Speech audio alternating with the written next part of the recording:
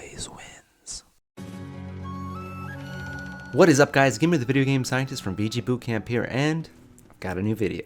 In my last video, which you should watch here first, I went over how collision boxes can get in the way when trying to ledge trump somebody, especially with characters like Pac-Man.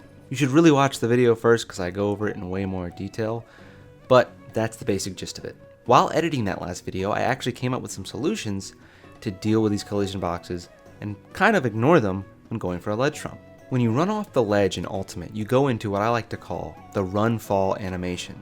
I realized that this animation, combined with ledge collisions, is why, for the most part, it's so hard to ledge trump certain characters.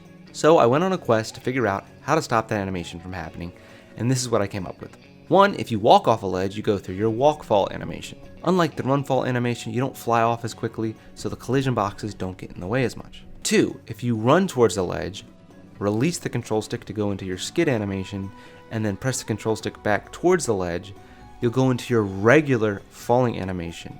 And just like your walk fall animation, it doesn't shoot you as far forward horizontally, so collision boxes don't get in the way as much. Let's start with the walk method.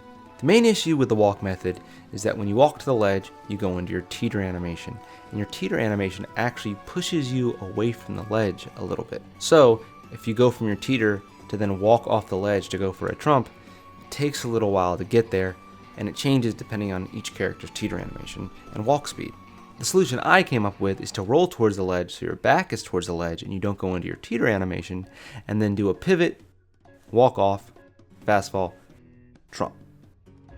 The most optimal way to do this, with tap jump off, is to roll your control stick 240 degrees from up to in towards the ledge at normal speed. You don't have to do it fast. This will make you buffer a turnaround into walk without any worry of accidentally dashing off the ledge. This method's cool because it is unreactable. By the time the opponent even sees you doing anything, you'll already be on the ledge.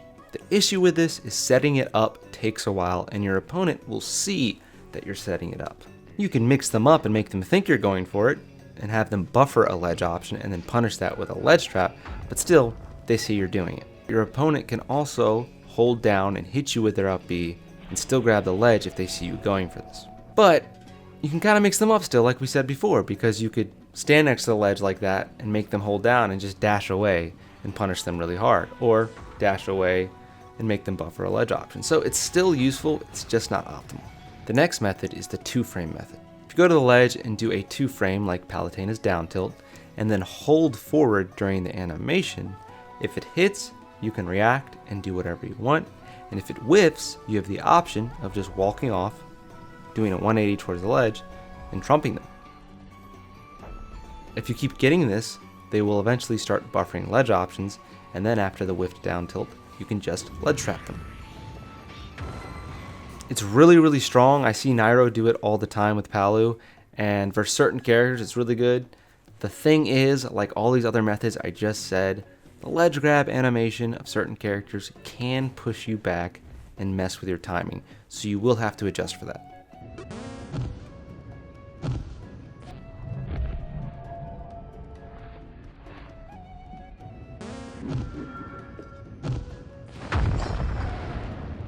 The last and the most important method is the run skid method. If you run towards the ledge and then let go of your control stick, you'll go into your skid animation. If you press the control stick off the stage, you'll go into your normal falling animation, get that 180, and get an easy trump. It actually does a really good job of avoiding collisions and getting an easy trump on characters, even like Pac-Man.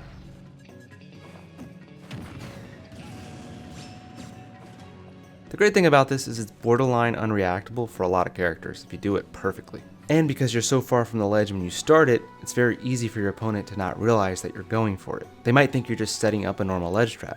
And, like other methods, if you keep using and abusing it, you can have your opponent react to your initial dash, think you're going for it, and try to buffer some sort of ledge option, bait it, and instead go for a ledge trap.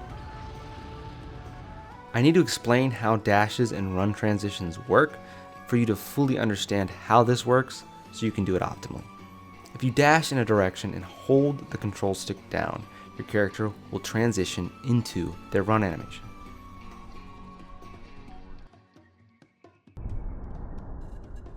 Most characters transition into their run animation on frame 11, while some characters transition even earlier, and some characters have horrible transitions.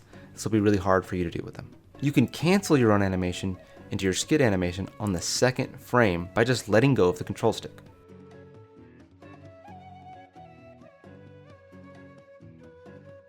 To do this optimally with your character, you need to do a few things. First of all, you need to know what frame you transition to your run animation with your character.